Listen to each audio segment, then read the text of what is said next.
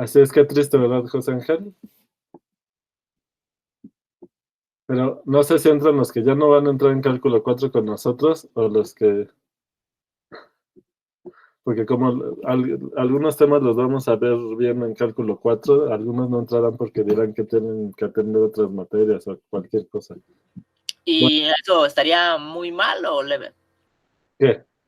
Eso de saber que vamos a verlos bien el otro semestre y preferir no entrar ahorita, hoy. Pues no sé, Mal moralmente. no sé. Pues miren, ahorita hay varias ideas frescas y vale la pena aprovechar. Eso. Bueno, miren,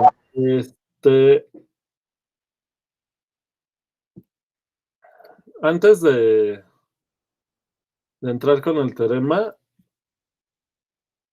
acuérdense que si queremos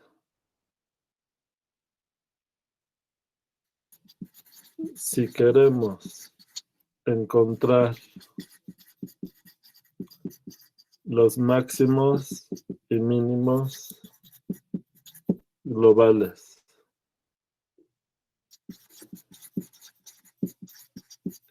de F definido en un dominio de R en R, ¿cuál es el procedimiento?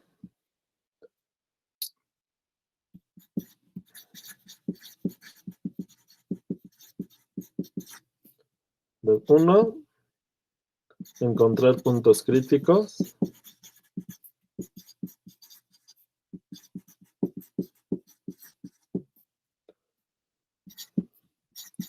Con primera o segunda derivada,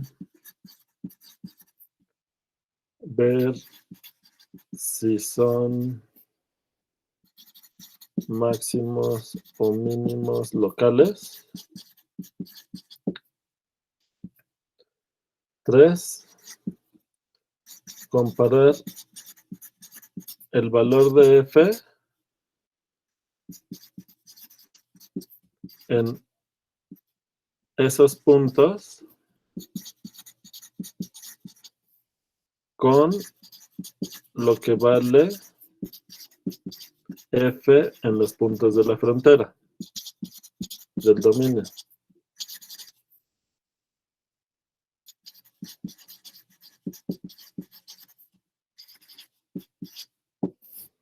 Si D es un intervalo,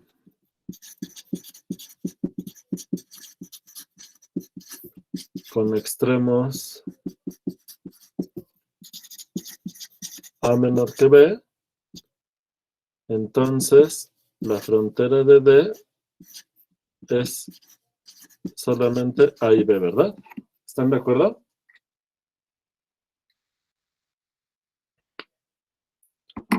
Entonces, y ya, se comparan los valores y con eso se encuentra el máximo y mínimo global. ¿Se acuerdan de esto? De cálculo 1, ¿no? Y de la Ajá. prepa todavía. Sí.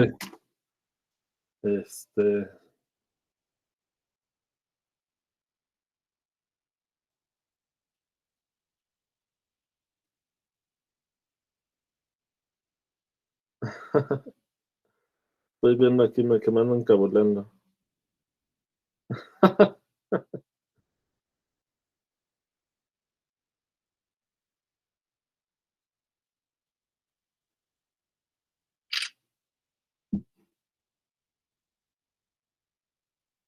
Bueno.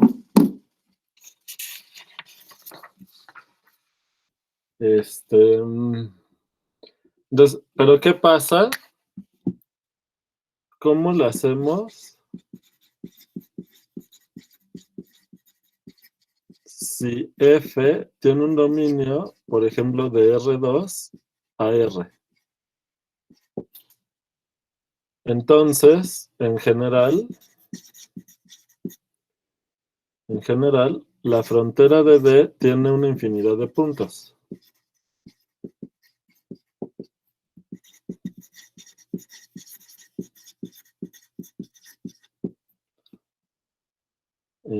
Ejemplo.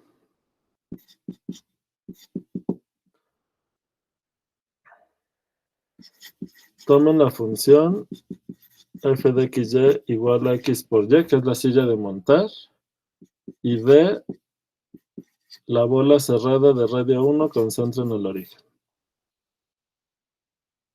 Encontrar los valores extremos.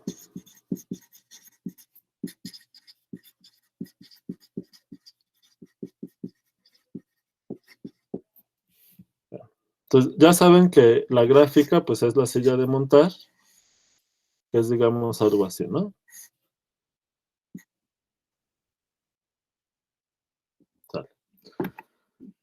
Y el dominio lo estamos restringiendo a la circunferencia unitaria cerrada, la bola cerrada. A toda la bola, no la circunferencia. Toda la bola cerrada de radio 1 con centro en el origen. Entonces, pues ya sabemos que en el interior, para encontrar valores extremos locales, hay que encontrar los puntos críticos. Para encontrar valores extremos locales,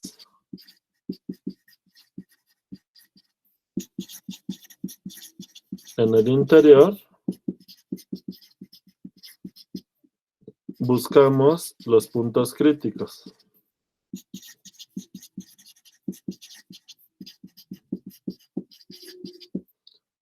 El gradiente de f en este caso era la función y, x, que vale 0, si solo si y x valen 0. O sea, solo en el origen. Y no es ni máximo ni mínimo local, sino pues es punto silla, que de hecho pues por esta función es que se denomina así ese tipo de puntos, ¿verdad?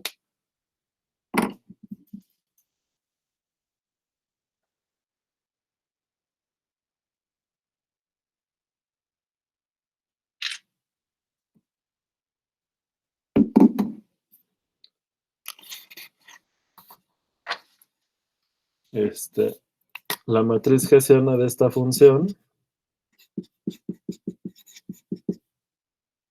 era la función 0, 1, 1, 0, que es constante, ¿verdad? En todos los puntos vale lo mismo. Y el determinante de la matriz hessiana, pues es negativo. F no tiene máximo ni mínimo local en el origen, ¿verdad? Es un punto silla. ¿Está claro hasta aquí? Sí, profe. Pues está más recordando lo último que vimos, ¿no? Así es. Sí, sí, está bien, vamos bien. Entonces, ¿dónde alcanza el máximo y mínimo global? Si el único punto interior que tiene, si el único punto crítico en el interior es un punto silla, ¿dónde va a alcanzar el máximo y el mínimo? ¿Ese punto silla se le puede considerar? ¿Cómo? ¿En ese punto silla se le podría considerar que sería su máximo y su mínimo? Pues no, ¿no? No, Porque ¿qué pasa en los puntos sillas? ¿Cuál es el comportamiento de las superficies alrededor de los puntos sillas? Pues que puedes subir o bajar en cualquier dirección. No solo puede, sube, ¿no? Subes o bajas en Hay zonas alrededor de los puntos silla que están por arriba y otras partes que están por abajo. Sí, justo eso es lo que lo caracteriza específicamente, ¿no? Así es. Entonces no podrías tener ningún máximo ni ningún mínimo si tienes puntos silla. Ahí. Pero entonces, esta función, en la bola cerrada de radio 1 con centro en el origen, dado que solo tiene un punto crítico, que es el origen, y es un punto silla, ¿en dónde puede alcanzar el máximo y el mínimo? Ah, ¿podría ser en los extremos? En la frontera, ¿no? Eso. Entonces, F alcanza sus valores extremos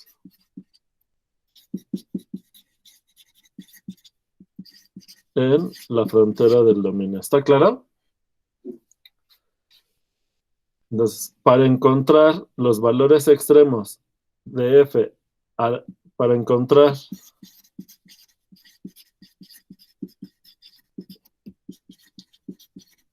los valores extremos de f en la frontera, usaremos los multiplicadores de Lagrange.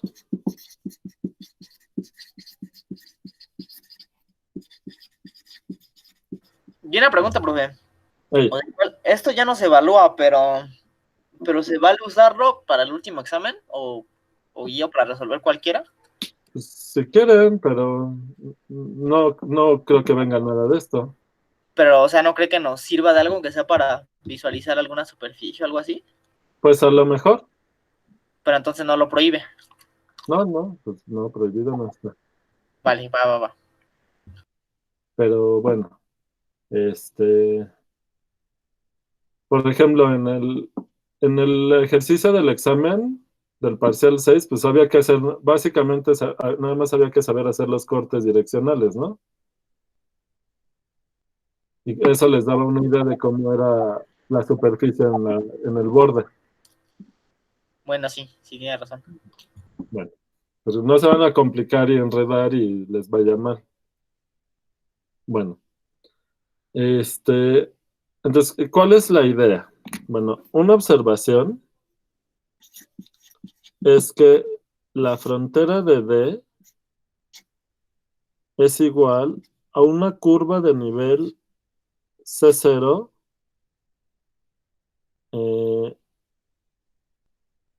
curva de nivel 0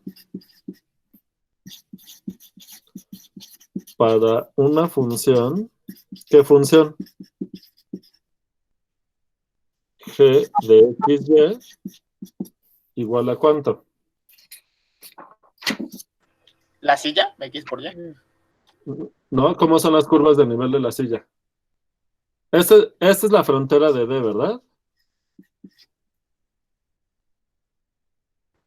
Ok, sí, profe.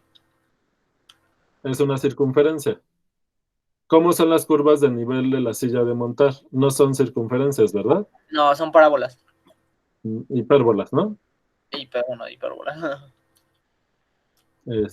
Hipérbolas y la curva de nivel 0 son es una cruz, ¿verdad? Que son los ejes. Así es como en el examen. Ujú. Bueno, y entonces, ¿pero qué funciones conocen que sus curvas de nivel sean circunferencias? Los conos, paraboloide. Pues, por ejemplo, como vamos a usar cálculo diferencial, pues vamos a usar el paraboloide que sí es diferenciable y el cono nos podría dar problemas en el origen. Entonces, pues vamos a usar el paraboloide, ¿sale? Ok, no sé para qué todavía, pero Simón, se ve más Ahorita bonito. vamos a ver para qué. Entonces, la función g de xy igual a x cuadrada más y cuadrada igual a, pero quiero que la circunferencia de radio 1 sea donde esta función valga 0, entonces le resto 1. ¿Están de acuerdo que entonces la curva de nivel 0, le voy a poner aquí de g, es la frontera de la bola de radio 1 con centro en el origen? Cerrada si quieren, que es la frontera de D. ¿Están de acuerdo? Yo no entiendo muy bien eso, profe. Dime, qué no se entiende? O sea, ¿por qué le resta el 1? Y de ahí, ¿cómo saca lo de la curva de nivel 0 de G? Porque ¿cuándo vale la G? ¿Cuándo la G vale 0? Pues cuando x cuadrada más y cuadrada vale 1. ¿Sí o no? Simón, cierto. ¿Y dónde ocurre eso? En la circunferencia unitaria, ¿verdad? Sí, profesor, cierto. ¿Está claro para todos?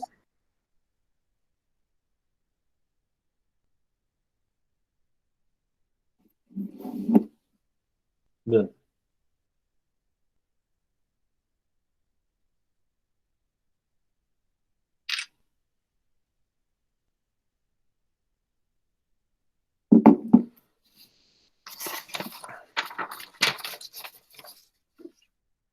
Entonces, fíjense.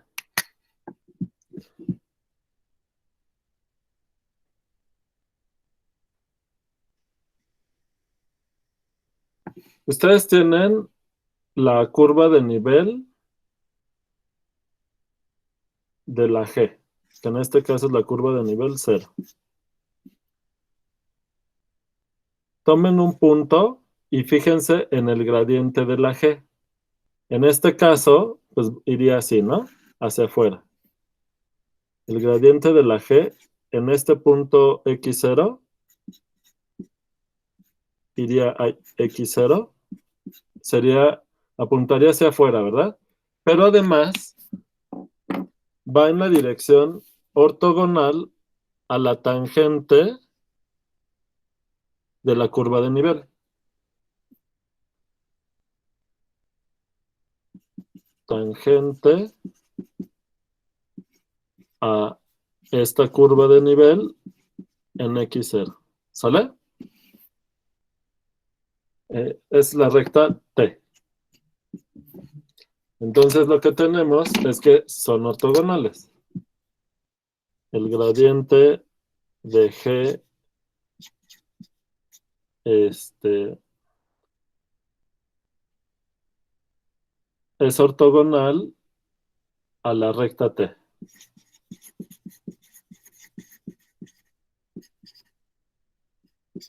A T, esa recta tangente.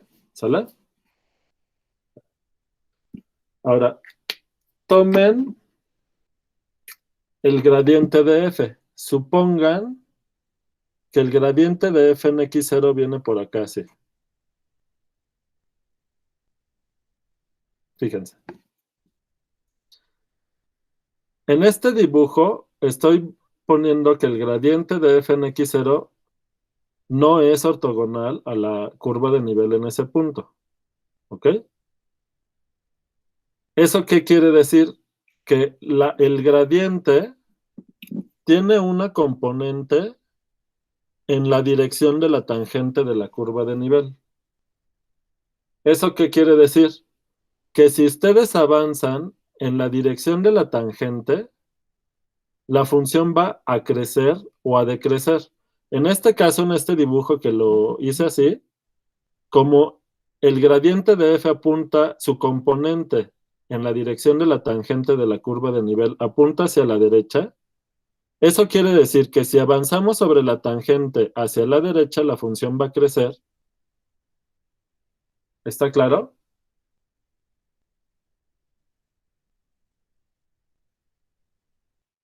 Y en el sentido contrario, pues va a decrecer. ¿Qué pasó?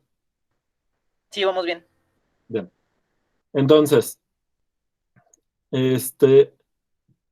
¿qué pasa entonces si en lugar de avanzar sobre la tangente, avanzamos sobre la curva de nivel de la G? ¿Qué va a pasar con la F? Bueno, no estamos avanzando justamente en la dirección de la tangente, pero justamente muy cercano a x0, como vamos a considerar que la G es diferenciable, pues cerca del origen, la, la, la, la, la curva esta de nivel, pues se va a comportar como queremos que se comporte. Vamos a pensar que obviamente no, el gradiente no se anula. Entonces, que la curva de nivel es de veras una curva, y entonces, ¿qué va a ocurrir? Que la tangente se va a parecer lo suficiente a a la curva de nivel de la G cerca del punto de tangencia, de manera que cuando ustedes avanzan en el dominio de la función sobre la curva de nivel G, que es la frontera del dominio de F, la F va a estar creciendo. ¿Se entendió?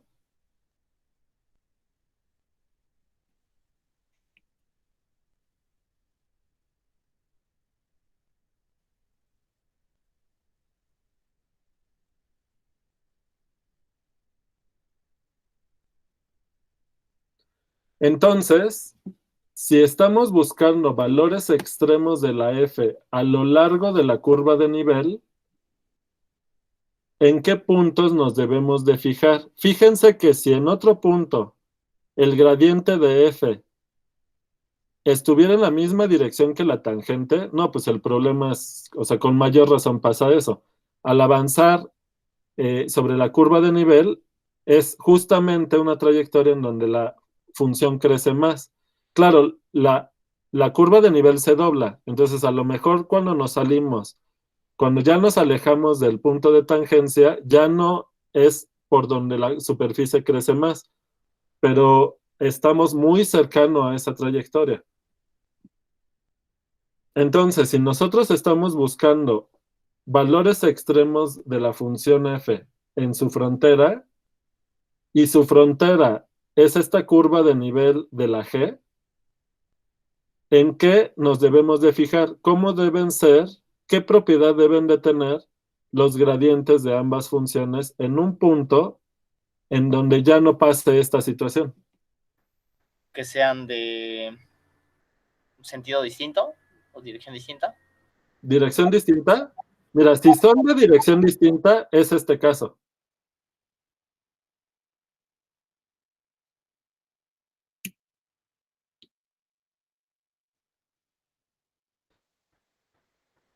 O, o solo de sentido contrario. Pero, ¿qué necesitas para que sean de sentido contrario? De entrada tienen que tener la misma dirección, ¿verdad? Eso. Ahora, fíjate, si tú te tomas la curva de nivel, te fijas en un punto x0, y esta es la tangente otra vez, pero ahora aquí, el gradiente de f, el de la g lo voy a dejar igual, ¿sale? Y vamos a ver dos situaciones. Cuando el gradiente de f está en la misma dirección del gradiente de g, pero en sentido contrario, y luego vemos cuando tienen el mismo sentido. Entonces, ahora, ¿qué pasa cuando se da esta situación? Pues que el vector gradiente de f no tiene ninguna componente en la dirección de la tangente.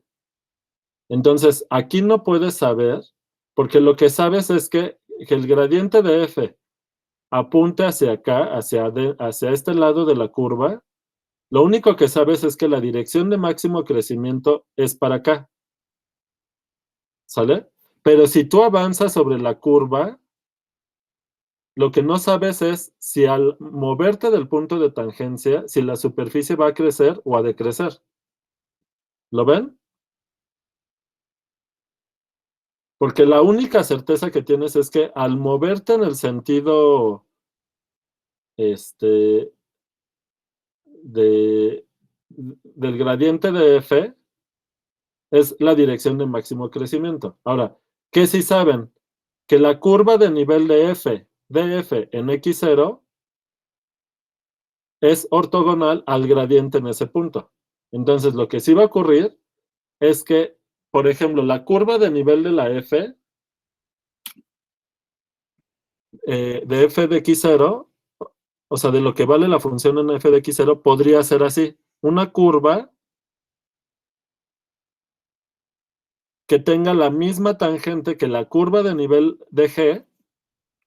La negra es la curva de nivel 0 de la g.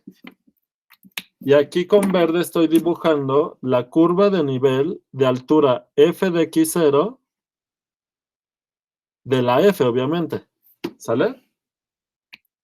Entonces, lo que sí va a ocurrir, y se va a poder demostrar con el teorema de la función implícita, es que el gradiente de f en este punto es ortogonal a la curva de nivel de lo que vale la función en este punto. ¿Sale? No tiene que ser la misma curva, pero sí tienen la misma tangente en ese punto. Esas dos curvas de nivel tienen la misma tangente en x0. Entonces, si de pura casualidad fueran la misma curva, pues si te mueves a lo largo de la frontera de la G, pues realmente la función ni está subiendo, ni está aumentando de valor, ni está decreciendo. Se mantiene constante, porque esa es la definición de curva de nivel. Pero, por ejemplo, si se diera esta situación y estás moviéndote a lo largo de una curva que no es la curva de nivel, pero que tiene la misma tangente, bueno, al principio esperamos que va a cambiar poco de valor, pero sí va a cambiar porque no te estás moviendo a lo largo de la curva de nivel. Cambia poquito, pero sí cambia. Pero ahora, sube o baja, quién sabe. Cualquiera de las dos situaciones puede pasar. Y lo mismo va a pasar si el gradiente de la F apunta para el otro lado. ¿Sale? Entonces, ¿qué es lo que ocurre? ¿Qué estoy argumentando? Que si la función f alcanza un valor extremo en un punto en la frontera de su dominio, donde esa frontera la podemos caracterizar como una curva de nivel de una función diferenciable, en ese punto donde alcanza el valor extremo, los gradientes van a ser paralelos. Es decir, el gradiente de f va a ser un múltiplo del gradiente de g. Justo cuando ocurra eso.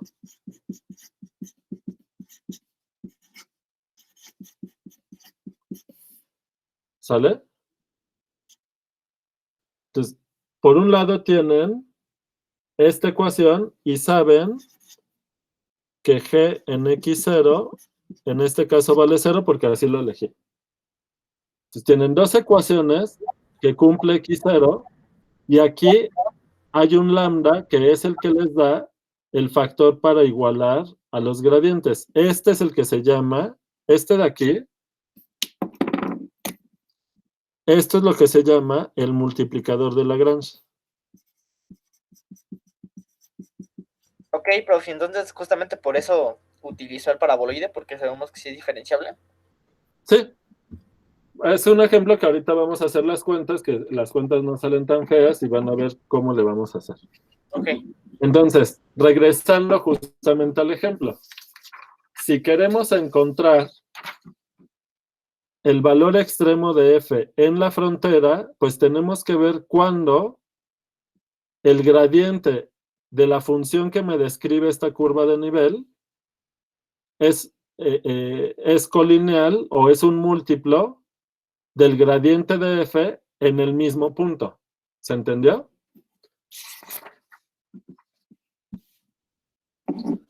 Entonces, con eso vamos a enunciar ya el teorema, que no se me hace más tarde.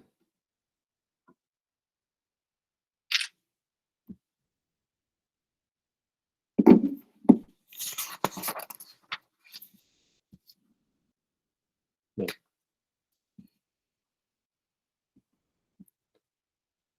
Teorema. Es una versión sencilla para, esto se puede generalizar a cuando la restricción no está dada solo por una función g, sino por varias, pero bueno, eso ahorita ya no lo vamos a hacer. Pero bueno, lo voy a poner así, multiplicadores de Lagrange, primera versión.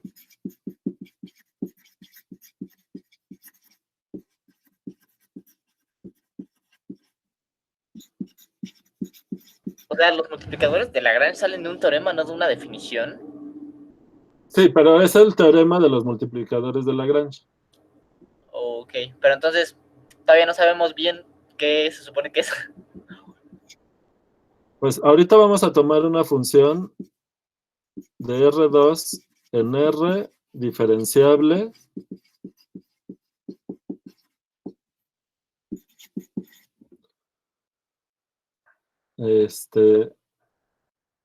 tal que D, lo vamos a poner así, D conexo, para que se comporte como en el dibujo. La frontera de D es igual a C sub 0 de G, una curva de nivel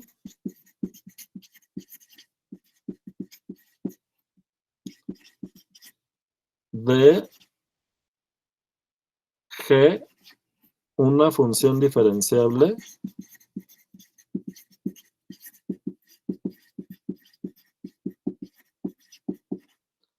tal que, pues para que se cumpla la propiedad que les decía, necesitamos pedir que el gradiente pues, no se anula, ¿no?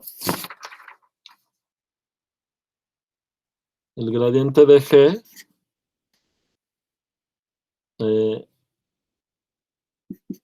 es distinto, no se anula para todo XY en la curva de nivel. ¿Sale? Bueno, si F tiene un valor extremo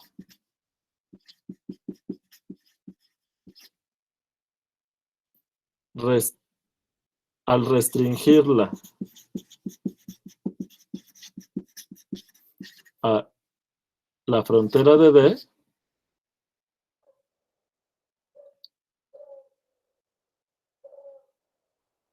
entre paréntesis, en X0, que obviamente está en la frontera de D, entonces existe un lambda real tal que el gradiente de F en X0 es igual a lambda veces el gradiente de G en X0 y G de X0 vale 0. En tal caso, lambda es un multiplicador de Lagrange.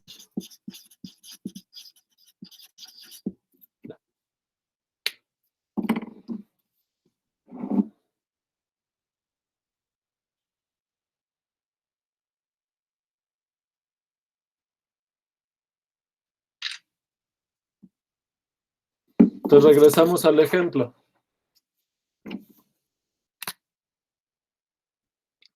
En el ejemplo tenemos que la F es X por Y que la G de XY es X cuadrada más Y cuadrada menos 1. ¿Sale?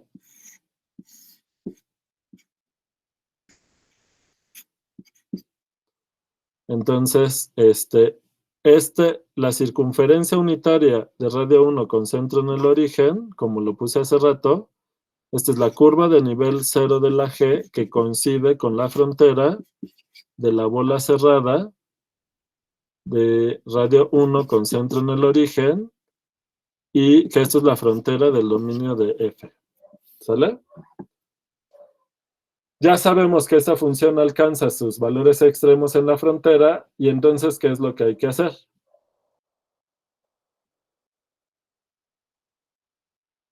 Multiplicarlas con la G y luego sacar gradientes.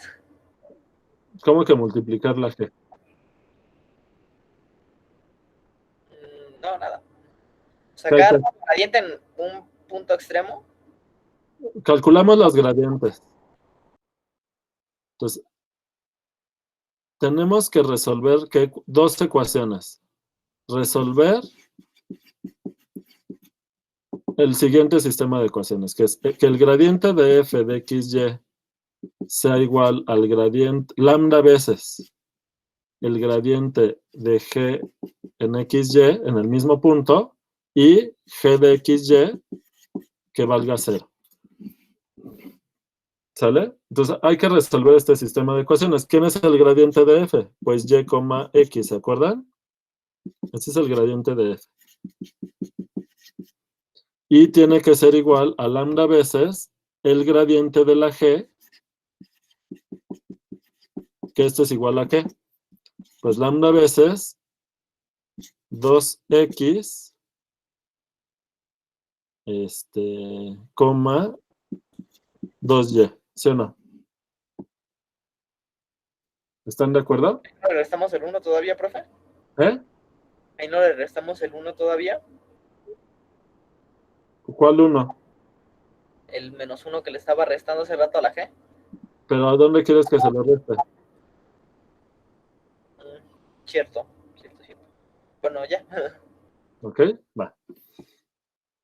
Entonces, de aquí obtenemos dos ecuaciones, que es que y tiene que ser 2 lambda x, porque la primera coordenada de este vector tiene que ser igual a la primera coordenada de este vector, y la segunda ecuación tenemos que y tiene que ser igual a 2 lambda y. Y la tercera ecuación viene por esto de aquí, que x cuadrada más y cuadrada menos 1 tiene que ser 0. ¿Se entendió? Sí. Bien. Entonces, pues, ¿qué podemos hacer? Pues de cualquiera de los de Resolver arriba, el sistema de ecuaciones. ¿Eh? pues de cualquiera de las de arriba podemos despejar a lambda y sustituirla en otra. Y puede que vayamos simplificando cosas.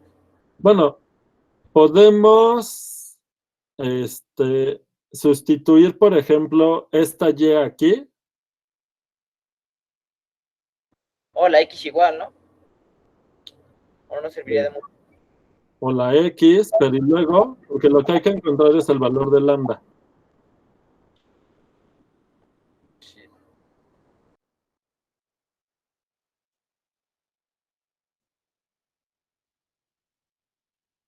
¿Cómo ven? ¿Qué hacemos ahí? Pues sustituye a la X. ¿Aquí abajo? ¿O Ahorita aquí? a ver, no, abajo. Porque si sustituyo acá, ¿qué me va a quedar? Um, 4 lambda cuadrada y, ¿no? Simón. A ver, o sea, creo que es más fácil hacer la sustitución aquí, ¿no? A ver, esta es la ecuación 1, esta es la 2 y esta es la 3. Sustituyendo 2 en 1, ¿qué obtenemos? Que y es igual a 4 lambda cuadrada y. ¿Sí o no? Así es. Entonces, ¿cuánto me da la lambda?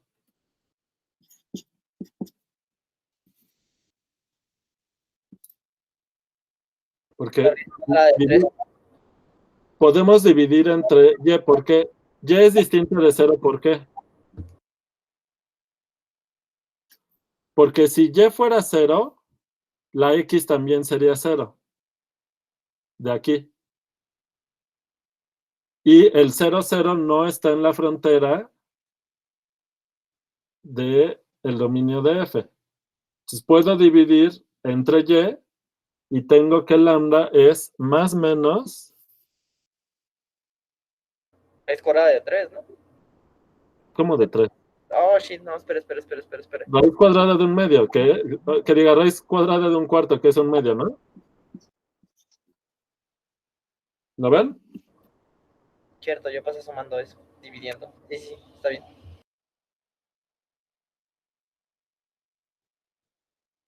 Sale. Y entonces, al sustituir aquí, ¿qué obtengo? Sustituir en 1, por ejemplo. Sustituir. ¿Qué obtengo?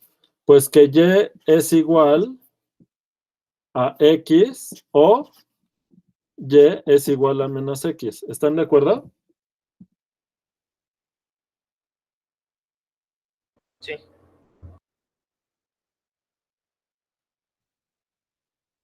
Bien, entonces, déjenme pasar a la otra hoja.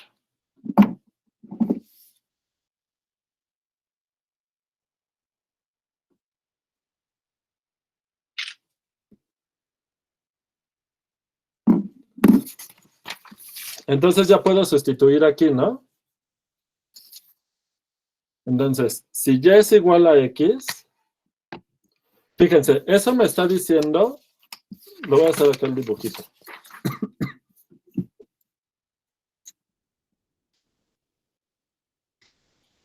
Que si estoy en la frontera del dominio de la f, o en la curva del nivel de la g,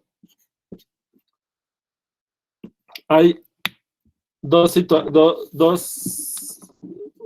situaciones en las que me tengo que fijar. De los puntos que están en la circunferencia, me tengo que fijar en aquellos en donde y es igual a x y la circunferencia solo tiene dos puntos con esa condición, que es este y este, ¿verdad? O cuando y es igual a menos x, que la circunferencia solo tiene dos puntos con esa propiedad. Que cuando haga la sustitución, pues es lo que me va a dar, pero lo hacemos para que vean, ¿no? O sea, cuando termine de resolver las ecuaciones, justo me van a dar estos puntos, porque ya, ahorita como el ejemplo es sencillo, pues ya el dibujo me dice qué puntos voy a encontrar. ¿Qué puntos son esos?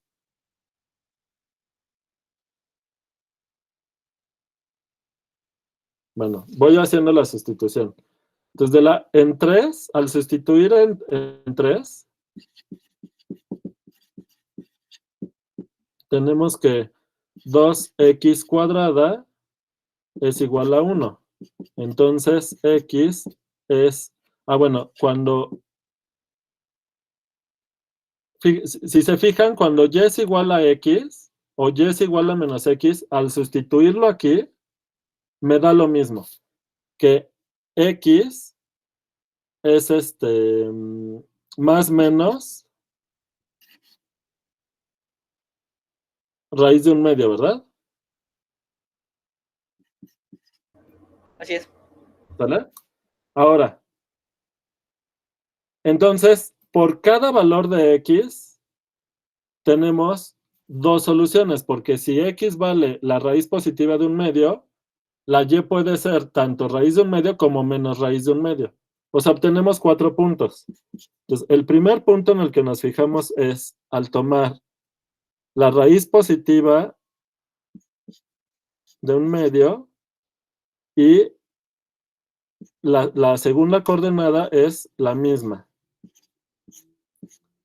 Este punto, ¿quién es? Uno de los puntos rojos en esta circunferencia, ¿verdad? Que es este. Este es x1. Luego, x2, me vuelvo a tomar en la primera coordenada la raíz positiva, pero la segunda coordenada la raíz negativa. Porque es la otra posibilidad, que la y sea menos x. Y este me da un punto verde. Este es x2 y este es x1, ¿verdad? Y luego, x3, ¿quién me da? Pues ahora tomo la raíz negativa y tomo y igual a x, o sea que la segunda coordenada también es menos 1 sobre raíz de 2. Este es x3, que cuando ambos son negativos, pues estoy de este lado, ¿no? Este es x3. Y finalmente, x4 me da cuando la primera coordenada es menos 1 sobre raíz de 2 y la otra es menos esta, o sea, 1 sobre raíz de 2. Y este x4, pues está acá. ¿Se entendió?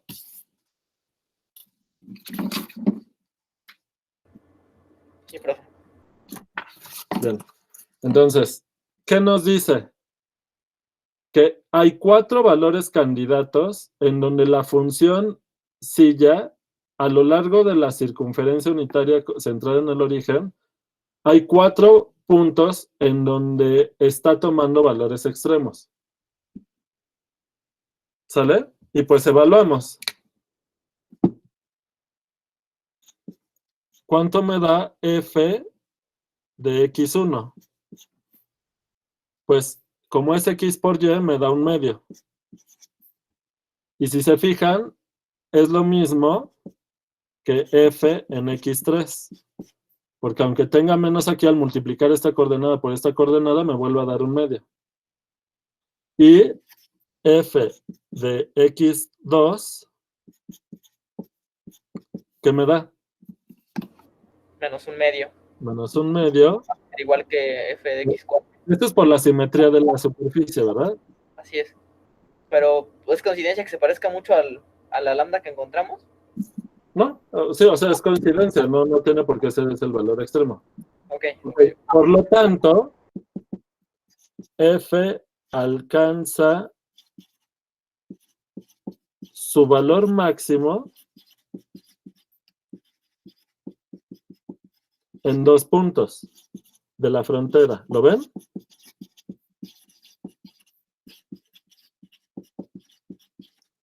Que son en x1 y en x3. ¿Están de acuerdo?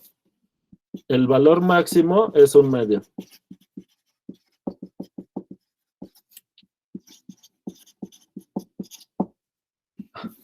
Un medio de tacho el 1.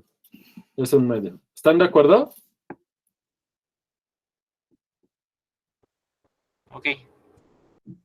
Y similarmente, alcanza el valor mínimo en 2 puntos que son x2 y x4. Y el valor mínimo es menos un medio. Pues ya lo pongo en la otra hoja, aunque pues ya estamos acabando.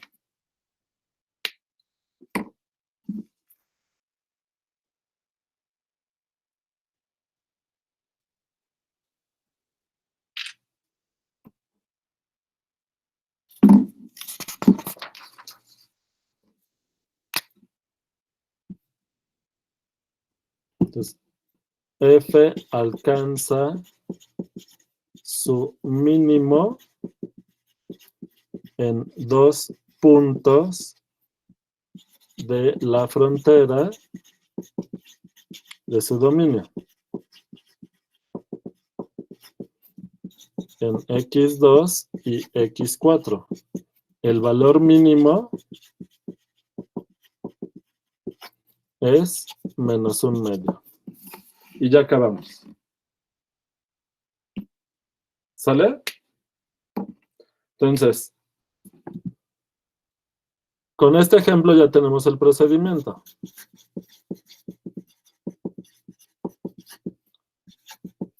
Si tienen una función de un dominio en R2 a R diferenciable, le voy a poner clase C1, bueno, no hace falta, pero es diferenciable en D.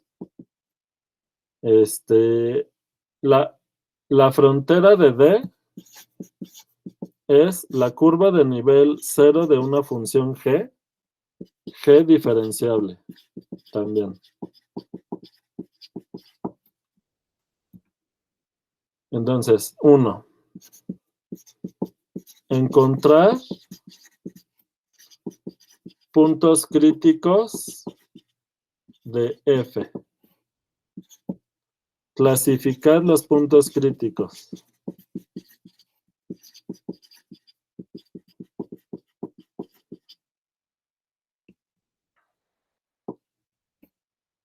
Tres. Encontrar los valores extremos de F, los valores extremos de F en la frontera de D con multiplicadores de Lagrange.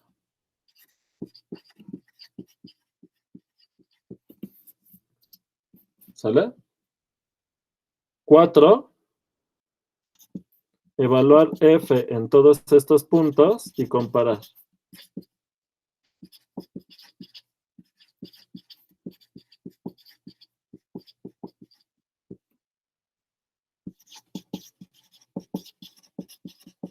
¿Se entiende el procedimiento? Es el procedimiento para encontrar máximo y mínimo global de f, ¿verdad? Pero en esta situación. Ok. O sea, y en esa situación es justamente que tenga puntos y ya. ¿Cómo? ¿Y esa situación sería justamente que tenga puntos y ya o podemos usarlo para cualquiera? O sea que no se entendió. Rayos. Bueno, continúen, no se preocupen. Tomás, esto es extra. O sea, es que entiendo que me estás diciendo que en el procedimiento general, porque esto es general, ¿no? ¿Tiene que haber puntos y ya? No, ya vi No, ¿verdad? bien las características. Sí, ya. En nuestro ejemplo, como el único punto crítico en el interior es un punto silla, eso nos lleva a saber que los máximos, los valores extremos, están en la frontera. Pero en general no tiene por qué pasar eso, ¿verdad? Ok. Va. Ok.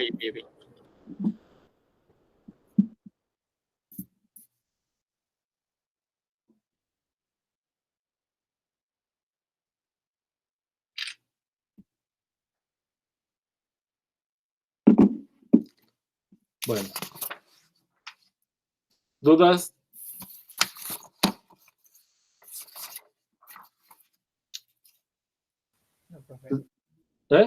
¿Todo bien? Sale. Bueno. Pues ya, vamos a terminar con el teorema de la función inversa.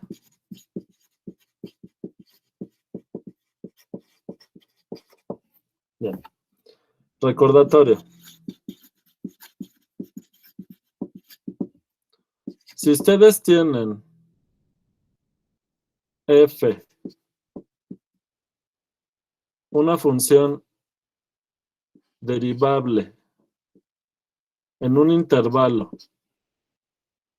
invertible, entonces la derivada de f de la inversa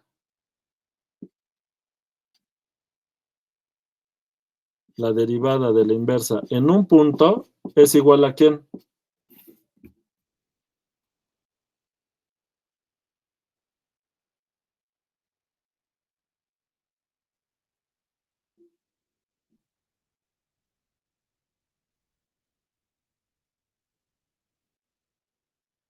¿Cómo, Luis Manuel? No. Es f a la menos 1. ¿Cómo calculan la derivada de la inversa?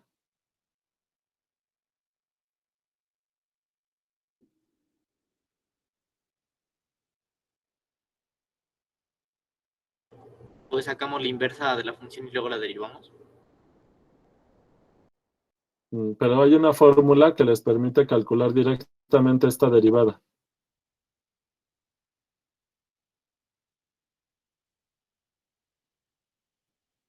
Nada más te falta evaluarla, ¿no, David? 1 entre la derivada de f, ¿evaluada en dónde? No, O sea, en ese caso sería en X, ¿no? no, porque x tiene que estar en la línea de la derivada de la inversa. Y. ¿Y Tiene que estar evaluada en la imagen de la función. de cuál función? A ver, les voy a poner cómo se demostraba esta fórmula. Ustedes saben que si aplican la f a la inversa en un punto x, esto les da la identidad, ¿sí o no? O sea, la x. Si derivan, como son iguales las funciones, si derivan, ¿qué obtienen? De este lado, por regla de la cadena, ¿qué obtienen? Que la derivada de f, ¿evaluada en dónde? En f de x. No. F inversa de x. ¿En dónde? F inversa de x. Ajá. Evaluada en la inversa en este punto x por la derivada de la inversa evaluada en x, ¿sí o no?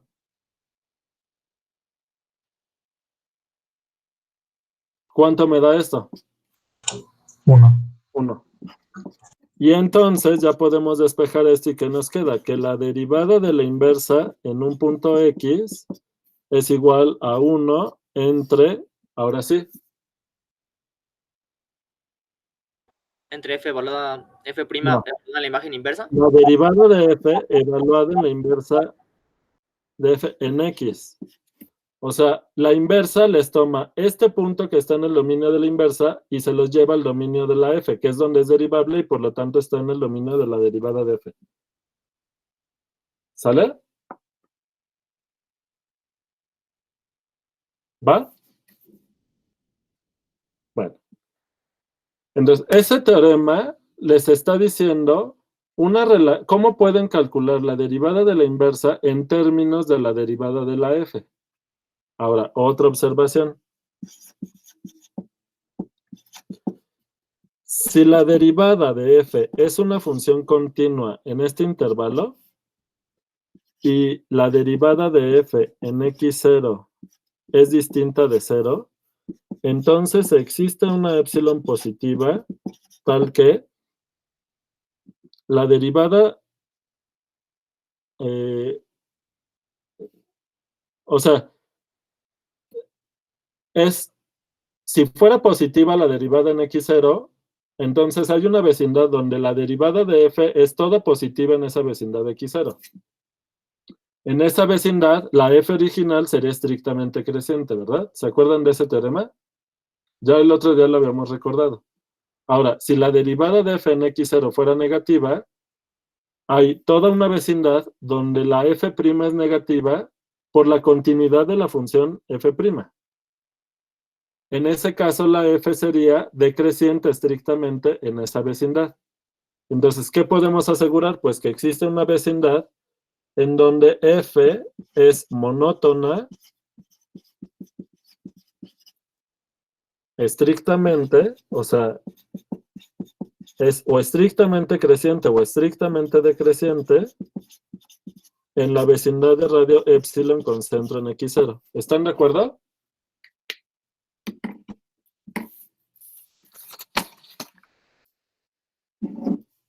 ¿Se entendió o voy muy rápido?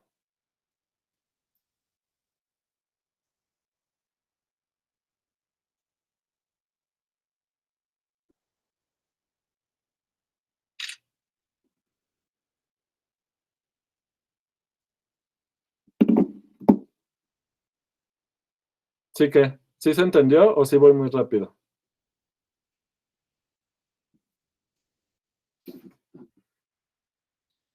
Ok. ¿Hasta aquí vamos todos bien? Va. Eso quiere decir que si restringimos el dominio de f a la vecindad de radio epsilon con centro en x0, obtenemos una función invertible.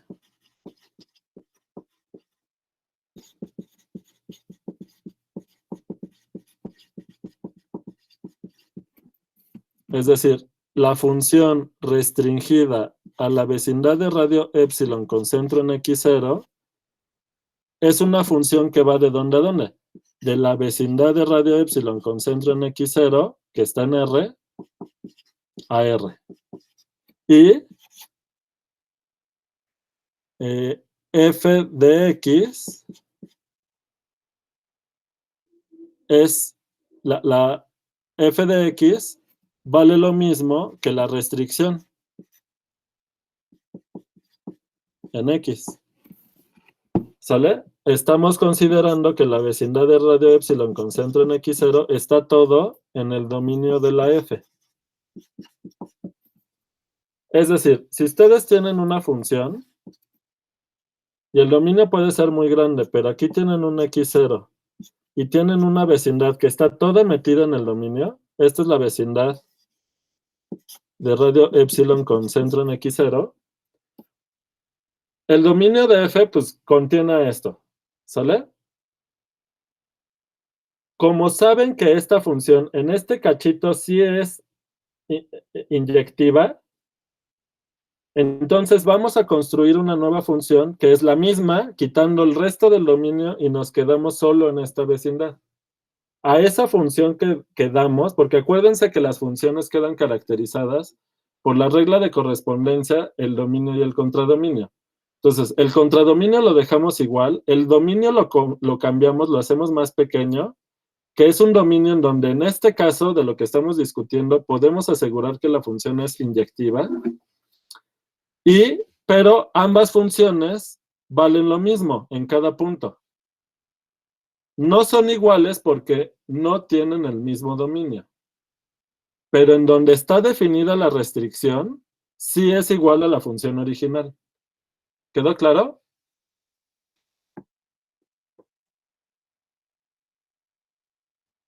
En este caso,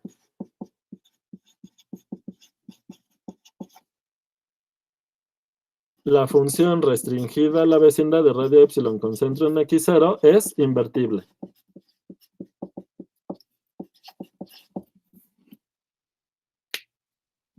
Y esto se generaliza a funciones de Rn a Rn.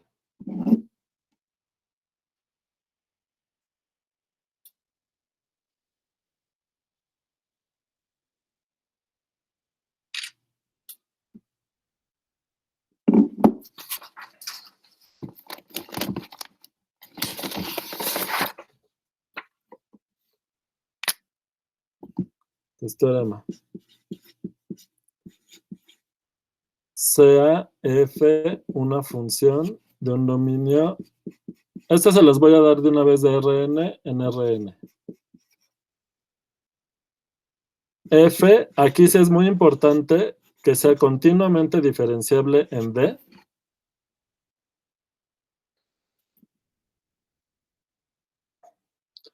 X0, un punto interior del dominio de la F, tal que, ¿qué le voy a pedir al punto para que la función sea invertible en alguna vez, en alguna bola de X0, en alguna bola de X0? Pues vamos a pedir que su mejor aproximación lineal sea una función invertible. ¿Quién es la mejor aproximación lineal de la F? Pues su derivada, su matriz derivada, que es la matriz jacobiana. ¿Sale?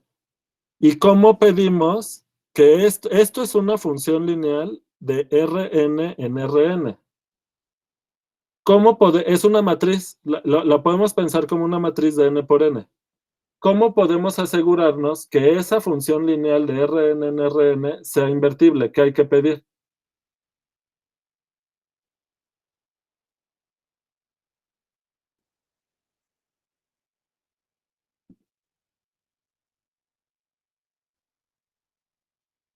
Eso sí lo vieron en álgebra lineal, ¿no?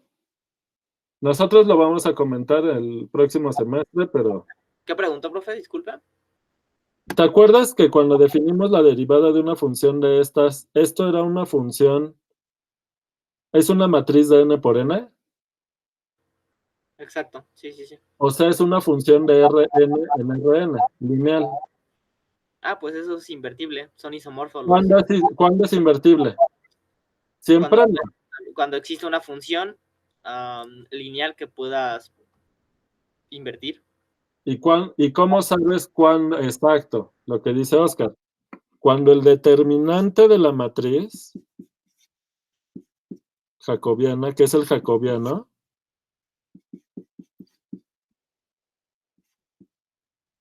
es distinto de cero. ¿Sale? Entonces, ¿qué cosa? Pues que existe una epsilon positiva, lo voy a poner así, una epsilon y una delta positivas, tal que la función f es inyectiva en la bola de radio epsilon con centro en X0.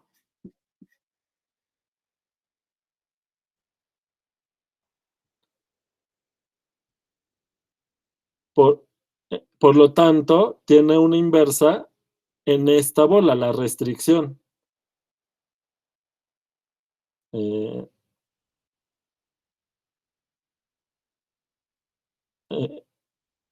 Existe epsilon delta tal que F es inyectiva. Así, F, la restricción a esta bola,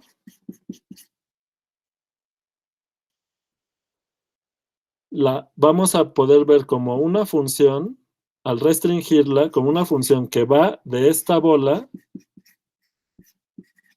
a una bola de radio delta, no necesariamente sobreyectiva, pero la imagen de la función al restringirla en esta bola cabe en una bola de radio delta con centro en F de X0. ¿Sale? Es invertible. Si F a la menos 1 es esta inversa, ¿la inversa de quién? De la restricción. Entonces, se cumplen varias cosas. Una es que la inversa es continuamente diferenciable, es de clase C1 en su dominio. Que le voy a poner aquí, ¿cómo le puedo llamar la inversa? Al dominio de la inversa, que es un conjunto que está metido aquí, que es la imagen de esta función. Le voy a poner E, ¿no? ¿Conjunto E o qué letra quieren?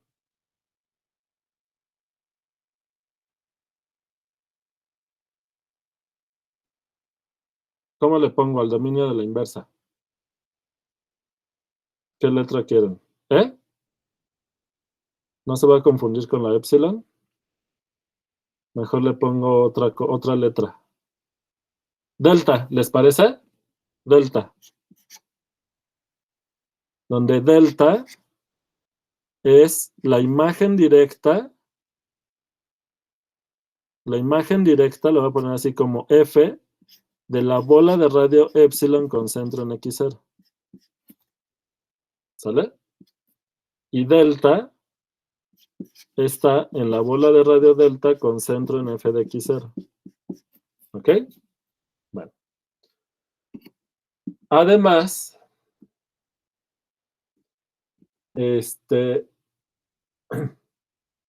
¿quién va a ser? Si toman Y en este dominio de la inversa, ¿quién va a ser la derivada de la función inversa en ese punto? ¿Quién va a ser su mejor aproximación lineal? Si la mejor aproximación lineal de F en X0 es esta matriz, es una función lineal caracterizada por esta matriz, ¿quién sería idealmente la inversa en la imagen del punto correspondiente? Déjenles hago un dibujito que lo voy a hacer acá. Fíjense. Acá está la bola de radio epsilon con centro en X0. La función, vamos a pensar la de R2 en R2 para el dibujito, ¿sale? Aquí está F de X0 y la imagen de esta función cabe dentro de la bola de radio delta. Pero la imagen, pues puede ser un conjunto que no necesariamente es esta bola. Este conjunto rojo es la delta. Esa delta es el dominio de la inversa. La inversa va de acá para acá. Se toman una Y. Si se toman una Y en delta, pues eso implica que existe una X. Les pongo las rayitas de vector. existe una X, ¿en dónde?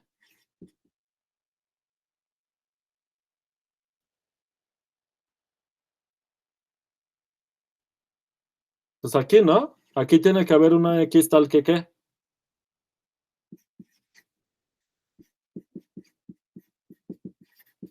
Pues f de X es Y. ¿Están de acuerdo?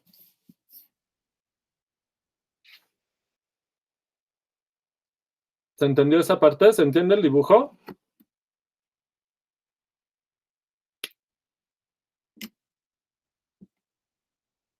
Bien.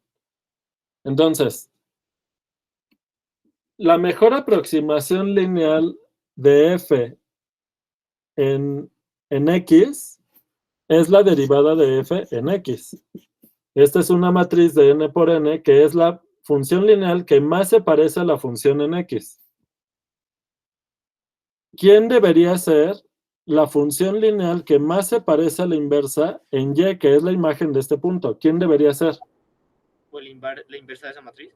La inversa de esta función, que la inversa de esta función lineal es la matriz inversa. Exacto. Qué bonito, ¿no? Es la inversa de la matriz derivada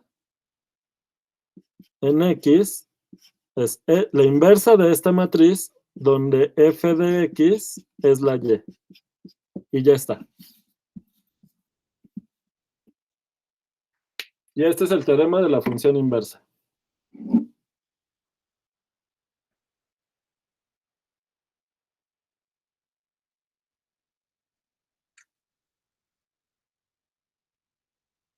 Algunas observaciones.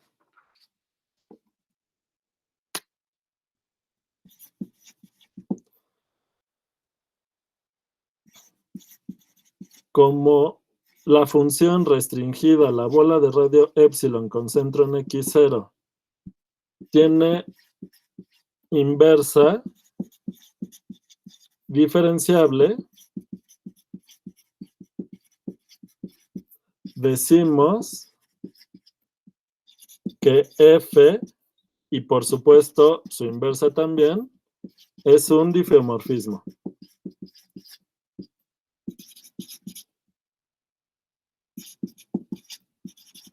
O sea, que ¿qué son los difeomorfismos? Son funciones invertibles, diferenciables con inversa diferenciable. Ok.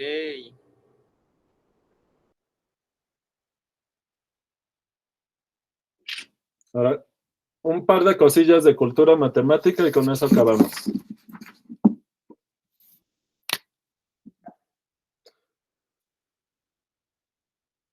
Recordatorio. Porque recuerdo haberlo dado, pero creo que fue en cálculo 1 y a lo mejor no todos lo saben. Si f de un dominio en un espacio cualquiera a un contradominio y cualquiera tiene inversa con inversa continua, decimos que f es un homeomorfismo.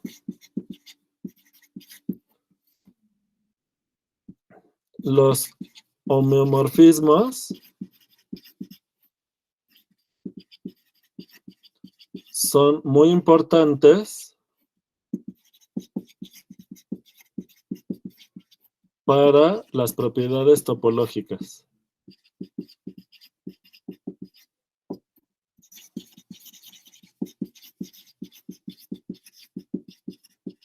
Por ejemplo, conjuntos homeomorfos. ¿Qué quiere decir que dos conjuntos sean homeomorfos? Pues que hay una función homeomorfa entre los dos conjuntos. Decimos que X y Y son homeomorfos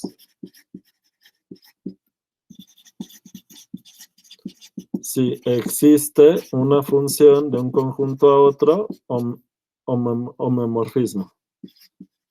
O sea, continua. Aquí me faltó. es continua y tiene inversa continua, decimos que es homeomorfismo. O sea, tanto la función como la inversa tienen que ser continuas. Entonces, si existe, dos conjuntos son homeomorfos, si existe una función que es un homeomorfismo entre los dos conjuntos. Entonces, cuando dos conjuntos son homeomorfos, pues, por ejemplo, las propiedades de conexidad se heredan. X es conexo, sí, solo sí, Y es conexo. Pero también compacidad. X es compacto, sí, solo sí, Y es compacto. O sea, los homeomorfismos entre dos conjuntos son claves para las propiedades topológicas. ¿Sale? Entonces, por ejemplo, bueno, aquí ya voy a poner, esto es cultura matemática. ¿Sale? Bueno.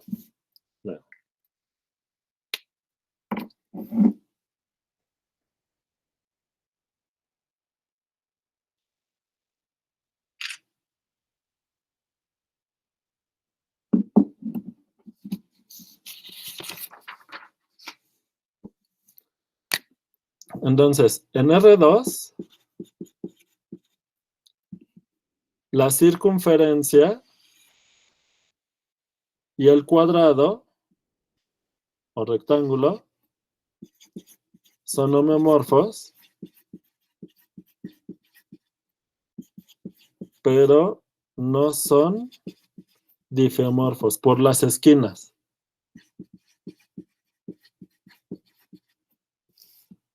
En cambio, una circunferencia y una elipse son homeomorfos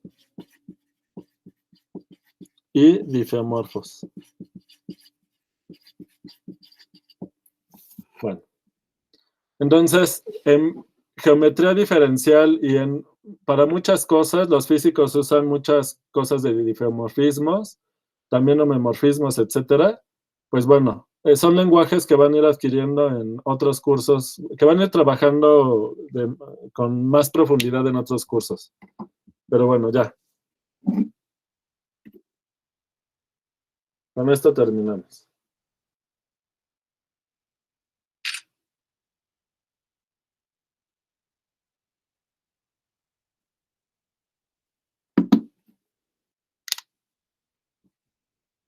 ¿Dudas, comentarios?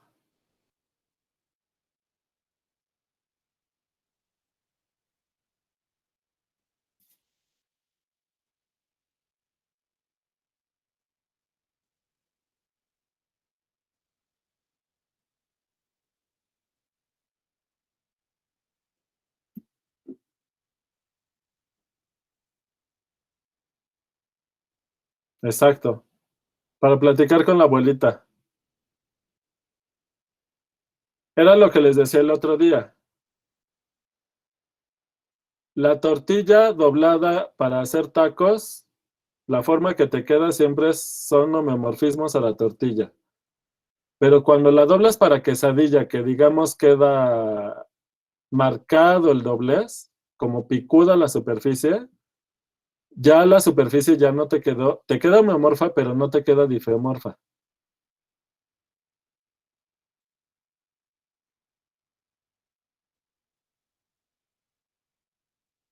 Así es.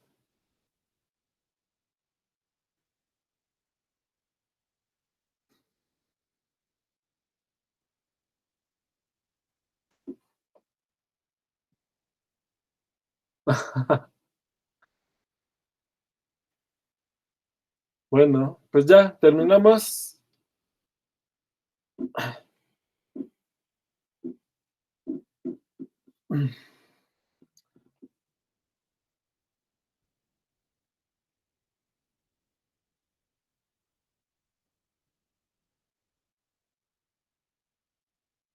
Pues échale ganas a las reposiciones.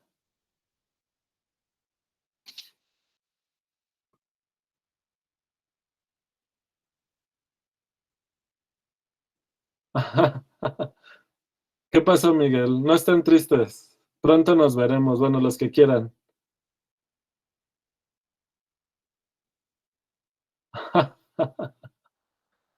¿Quieren más clases? Pues nos vemos el lunes en la asesoría.